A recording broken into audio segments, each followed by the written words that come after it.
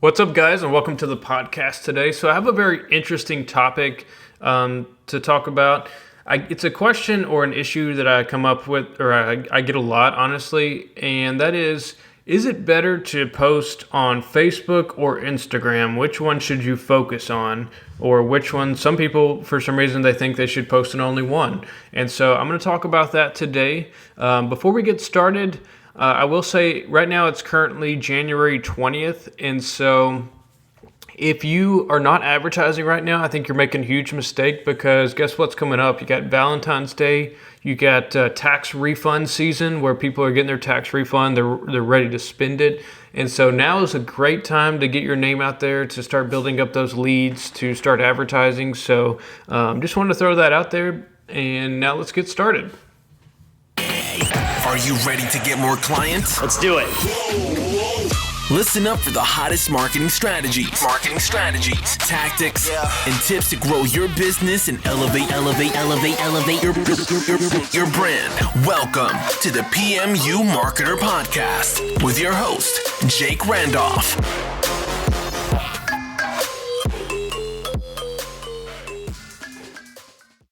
All right, so question of the day. Is it better to post on Facebook or Instagram?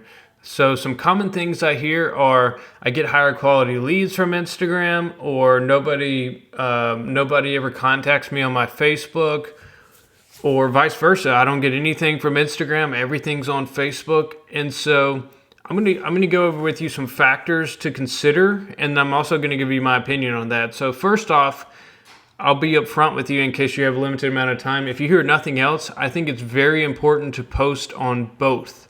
You want to post on both platforms, both Facebook and Instagram. And here's why. Facebook actually owns Instagram. So get this, whether you know it or not, there is a lot of data that is being stored up. And so even if you're only getting most of your interaction on one or the other, so let's say you get more interaction on Instagram, you can actually use that data to retarget people through the Facebook advertising platform.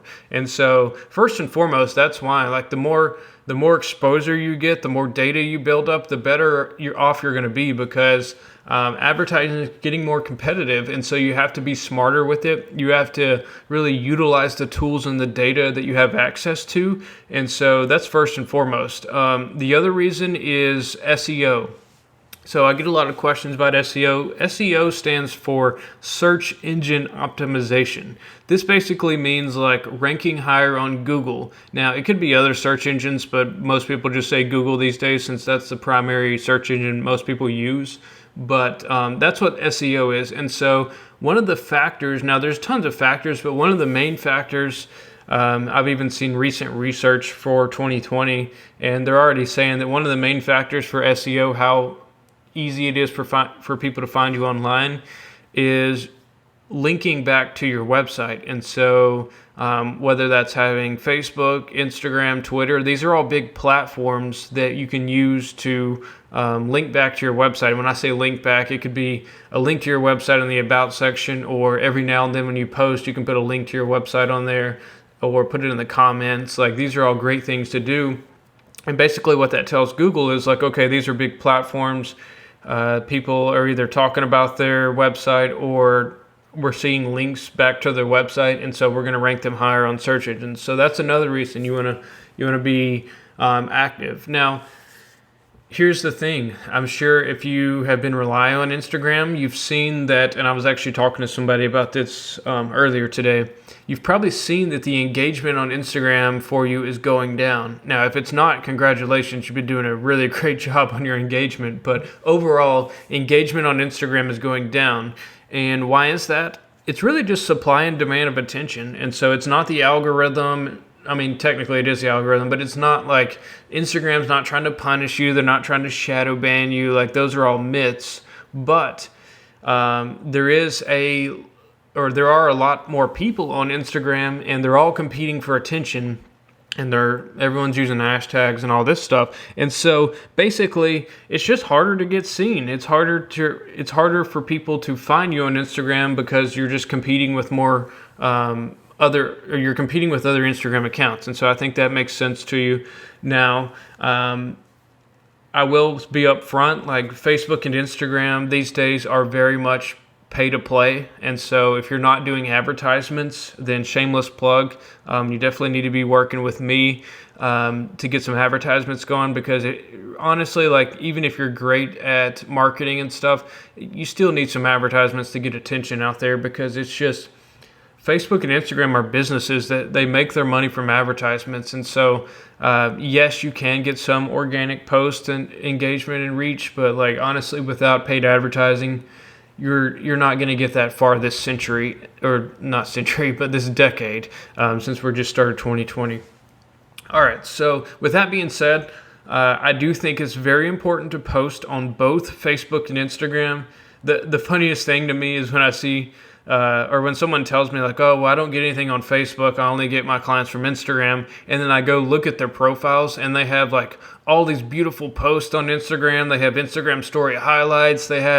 They're engaging people on Instagram. They do Instagram stories. And then I look at their Facebook and it's like a ghost town. They don't post on there. They don't do anything. I'm like, well, of course you only get people on Instagram because you don't do crap with your Facebook. And so people tend to be biased like that, but not in a bad way. It's just sometimes it takes people like me to say like, hey, this is why you're not getting people on Facebook, because it looks like garbage.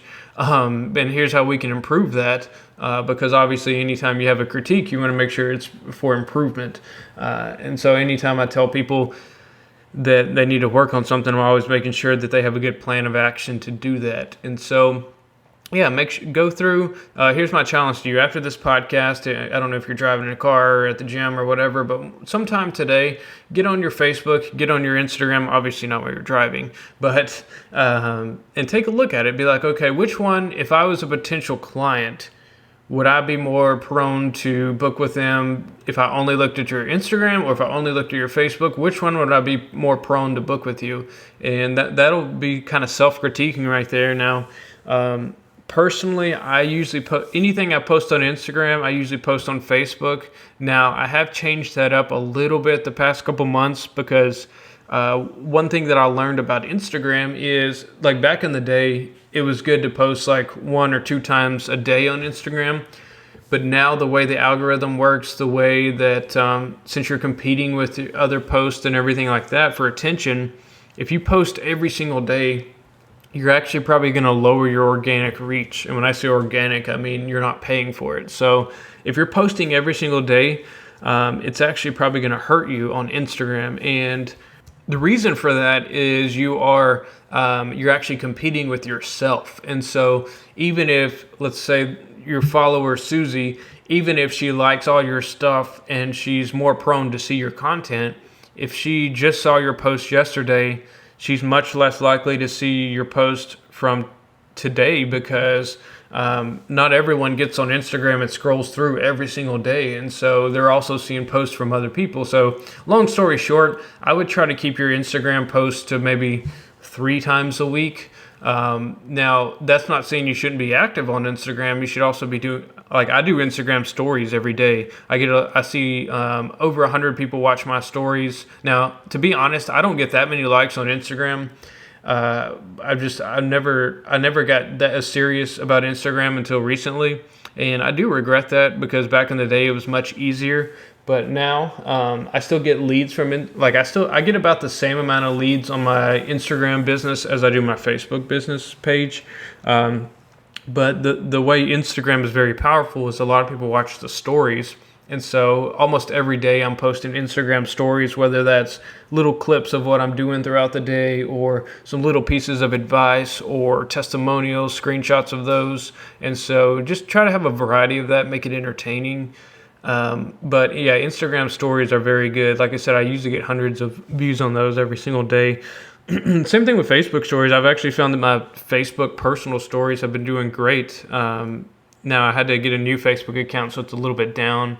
But overall, I think stories are great. They're the most popular thing right now. And then, all right, so that was a little bit of rabbit trail, but let's talk about another reason you should post on both Facebook and Instagram. So here's one of the main objections I get from either clients or just people that are talking to me. They say that, well, I don't really like Instagram, or I don't really like Facebook, and so that's why I only post on the other platform. So for example, I don't really like Facebook, so I only post on Instagram. And what I want to say to them is, well, it's not about you. Obviously you want to grow your business, and so you've got to go where your potential clients are. There's billions of people on Facebook. So if you're only posting on one particular platform because that's the platform you prefer, then stop doing that. Like, I understand that you might not like to go on Facebook anymore. You might not like Instagram that much, but post on both of them, because guess what? Your followers might prefer one or the other, and you want to always, one of the keys to marketing is always be where the attention is. And so if some people have their attention on Facebook, you want to make sure you're readily available on Facebook so that they find you, and vice versa. And even more importantly, like, as you see the past 6 months, the Instagram engagement has gone down a lot. It's harder to get attention on there. So that's why you want to have your stuff. You never want to rely on one source of traffic. You always want to have multiple platforms. Now, I'm still looking for a third platform. I mean, YouTube is great, but the amount of people willing to do videos and actually have a YouTube channel is kind of sad. That's going to be my emphasis item this year, is like, create a YouTube channel. It's great. It's perfect for SEO. You get amazing quality leads because they watch your videos and stuff, and they've already been educated. So YouTube is great.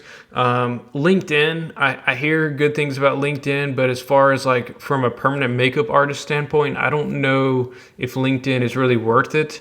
But it's, I mean, if you ever have free time, I would play around with it. TikTok is another one that's kind of, up and coming, but I don't know. It takes a little bit of skill and like some more video skills to do TikTok. So if you're going to do TikTok, you might as well do a YouTube channel also. But that's why, like, right now, the two main ones are still Facebook and Instagram. And so that's the ones I really talk about the most, because if I can just get you to get your Facebook and Instagram looking nice, then you're probably going to have plenty of bookings. And so, kind of to wrap this thing up, because I could sit here and talk about social media all day, and there's more topics that I definitely am going to talk about on future podcast. And if you haven't checked out my YouTube channel, it's youtube.com/Jake Randolph Marketing. I also have a free Facebook group called Microblading and Permanent Makeup Marketing, and that's linked to my page, PMU Marketer. So it's all linked together. So if you find one thing, you can probably find all the others. But those are really great resources, because I try to have different topics on my YouTube channel and some different topics on my group. And I think it's really good overall just to have all that free content. And then if you want to get like more bookings, want to really dive deep into it and stuff, then you can hire me to really kind of be your marketing partner and help you, or I'll do advertising for you and then help you along the way and give you that guidance. Kind of like I always tell people, like in Star Wars, since Star Wars just came out, the new one. It's kind of like you're a great, like, let's say you have a lot of potential, you have a lot of power, but without, like Luke Skywalker, but without Yoda really guiding you and being there for you and mentoring you, you're not going to be able to reach your full potential. And that's kind of the way I see myself is, yes, I do some things for you, but the guidance on your own personal journey and your business journey is where I like to really step in and make sure that you know where you're going, you have a good path.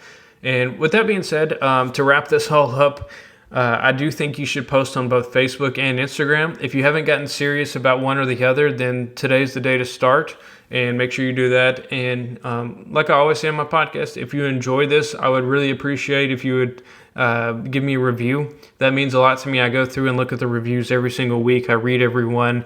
And so it's awesome to see the reviews.